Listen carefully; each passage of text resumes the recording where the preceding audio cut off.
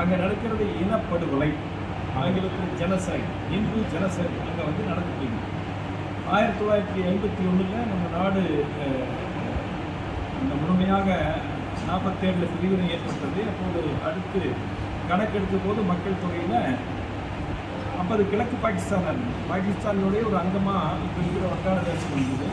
இந்துக்கள் வந்து 23% இருந்தாங்க. இப்போ வெறும் 7% இருக்கிறாங்க.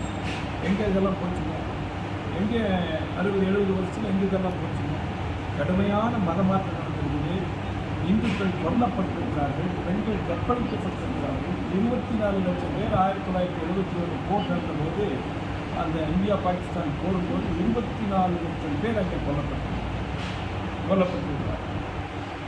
இதில் நம்ம இந்துக்களினுடைய நிலம் மட்டுமே இப்போ அண்மை கணக்கெடுப்படி 20 லட்சம் ஏக்கர் நிலங்கள் அங்கே இருக்கக்கூடிய இஸ்லாமிய தீவிரவாதிகளால் கையகப்பட்டிருக்கிறது. நீங்கள் இதுக்கு ஆதாரம் ஒன்று வேண்டியதில்லை. நீங்கள் வீடியோ பாருங்கள், அவங்க சொல்லக்கூடிய அங்கே நடக்கக்கூடிய நிகழ்ச்சி ஃபோட்டோ வந்து நேற்று வந்து பிரதமராக பொறுப்பேற்றிருக்கக்கூடிய முகமது யூனுஸ் அவர் சொல்லியிருக்காரு, இந்துக்களுக்கு எதிராக இந்த 4 நாளாக கலவரம் நடக்குதுன்னு அவர் சொல்லியிருக்கார். எங்கெங்கே பார்த்தாலும் நம்முடைய காளி கோயில்கள் இடிக்கப்படுகின்றன. நான் எல்லாம் சொல்லவே முடியாது. நீங்கள் பாருங்கள், பெண்களை நிர்வாணமாக்கி அடிக்கிறாங்க. இந்து பெண்கள் ஒரு பொண்ணை கட்டி வச்சிருக்கிறாங்க. உங்களுக்கு தெரியும், சின்ன ஒரு 20-21 வயசு பொண்ணு கையில் கட்டி வச்சு வாயை போட்டு ஒட்டியிருக்கிறாங்க. இன்னொன்று எனக்கு கண்ணிலே வந்துடுது. நேற்று பொண்களை கூட்டிகிட்டு போகிறாங்க. ஒரு 18-19 வயசு பொண்ணு, நம்ம ஊர் பொண்ணு மாதிரியே சுடிதார் போட்டு போயிட்டு பொண்ணு, அந்த பொண்ணு 2 பேர் சேர்ந்து விட்டுட்டு போகிறாங்க. அதோடைய இடையில என்னங்க கற்பழிப்புகள் கணவன் முன்னால் இருக்குது. வீடியோ வருதுங்க. அது என்ன நாம் போய் தமிழ்நாடு பிஜேபிக்காக போய் எடுத்தாங்க, அவங்க போடுற வீடியோ, அவங்க அங்கே எடுக்கிற விஷயம். அதனால் இதையும் பார்த்து அங்கே ஒன்று நடக்குதுன்னு சொன்னால் இதுக்கு மேலே மத துறைசல் வேறு ஒன்றும் இருக்க முடியாது. நீங்கள் பாலஸ்தீனத்தில் நடக்கிற குடும்ப நடந்ததுக்கு போராடுறீங்க. இங்கே பக்கத்தில் இந்துக்கள் படுகொலை செய்யப்பட்டு கொண்டிருக்கிறார்கள். அதுக்கு நீங்கள் வந்து ஒரு குரல் கொடுப்பீங்க அப்படின்னு சொன்னால் இது விட கேவலம் வந்து வேறு ஒன்றும் இருக்க முடியாது. முழுக்க மதவாத அரசியல்.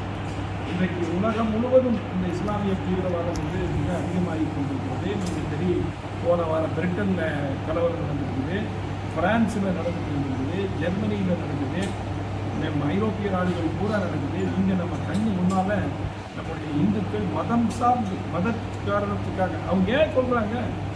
அவங்க என்ன தப்பு பண்ணாங்க? அந்த நாட்டினுடைய பெரிய இசையமைப்பாளர் ஒரு பாடகர் இருக்கார், ஆனந்த் ரவிங்கிற பேர்.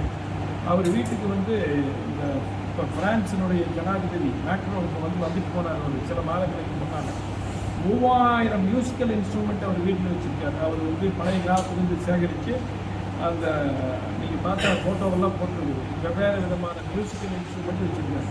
முழுதும் தரைமட்டமாக்கிட்டார். அவர் எரிச்சிட்டாங்க. அவர் ஓடி ஒழிச்சிட்டார். அவர் பண்ண தப்பு என்ன? இந்துவா பிறந்தவங்க தப்பு. இதெல்லாம் வெளிப்படையாக நடக்குதுங்க. இந்துக்களை கொல்லுங்கள் நம்ம சொல்கிறாங்க, வெளிப்படையாக சொல்லியிருக்கிறாங்க. ஆக இந்துக்கள் கொல்லப்பட்டால் யாருமே பேசக்கூடாதுன்னு தமிழ்நாட்டு அரசியல்வாதிகள், இந்தியாவில் இருக்கக்கூடிய காங்கிரஸ் கம்யூனிஸ்ட் அரசியல்வாதிகள் நினைச்சாங்கன்னு சொன்னால் அவங்க இந்த சமூகத்துக்கு பெரிய துரோகத்தை செய்து கொண்டிருக்கு. வங்கதேச இந்துக்களை காப்பாற்றுற முயற்சி மத்திய அரசினுடைய பங்களிப்பு இது மற்ற இன்னொரு நாட்டில் நடக்கிறதுனால நாம் நேரடியாக தலையிட முடியாது. உங்களுக்கு தெரிஞ்சிருக்கு, பிரதமர் வந்து இந்த முகமது யூனுஸ் பிரதமராக பொறுப்பேற்றுமே அவருக்கு ஒரு வாழ்த்துச் செய்தி சொல்லியிருக்காரு. அதில் வாழ்த்துச் செய்தியில் இந்துக்கள் மற்றும் சிறுபான்மையினரை பாதுகாக்க நடவடிக்கை எடுங்கள் அப்படின்னு சொல்லியிருக்கிறார். மற்றபடி இது குறித்து அரசாங்கமும் வெளியுறவுத்துறை அமைச்சரெல்லாம் போட்டிருக்கிறாங்க. என்ன செய்வதுன்னு சொல்லுவாங்க. ஆனால் இது மிக அபாயமான சூழ்நிலை. அதனால் இன்றைக்கி உலகம் முழுவதும் இருக்கக்கூடிய மக்கள், அமெரிக்காவில், இன்றைக்கு காலையில் பார்த்தோன்னா இங்கிலாந்தில், வெவ்வேறு மாநிலங்களில் இந்துக்களுக்காக உலகம் முழுவதும் ஆதரவு கொடுத்துருக்காங்க. என்ன அப்பாவிகளுங்க, பொண்ணுங்க என்ன தப்பு பண்ணாங்க? நேற்று பார்த்துக்கலாம், நீங்கள் ஒரு 1.5 வயசு குழந்தை உட்காந்து அழுதுட்டு இருக்கீங்க. ஏன்னா அவங்க குடும்பத்தில் அத்தனை பேரை கொண்டு போட்டாங்க. அந்த பொண்ணு வந்து பொண்ணுன்னு நினைக்கிறேன், குழந்தை ஒரு அரங்கான் கயிறு கட்டிருக்கு. அந்த அரங்கான் கயிறை வந்து ஒருத்தர் அறுத்துட்டு போகிறாங்க. என்ன தப்பு பண்ணிச்சு?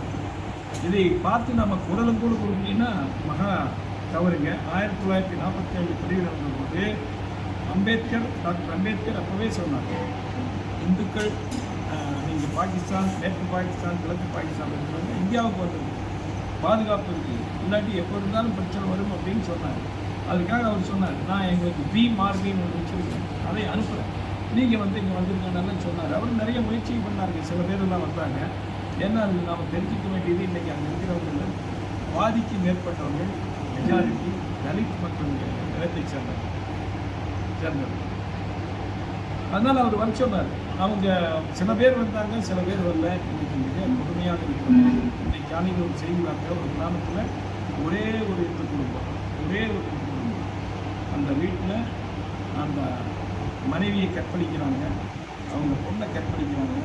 இதை பார்த்துட்டு கணவன் வெளியில் வந்து அங்கே ஒரு குட்டை இருக்குது, குட்டை இருக்குது. அந்த குட்டையில் விழுகிறார், தற்கொலை பண்ணிக்கலாம்,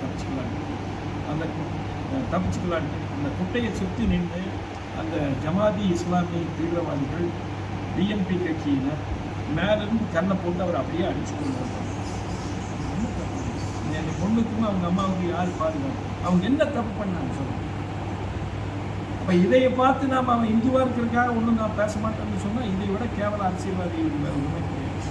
இவங்க என்ன ஓட்டுக்காக இன்னும் எல்லாம் செய்யக்கூடிய ஆட்களாக மாறி வர்றாங்க. இதுதான் தமிழகத்தினுடைய இந்தியாவினுடைய அவலமாக இருக்கிறது. ஆகவே இது எல்லோரும் இதற்காக சேர்ந்து குரல் கொடுக்க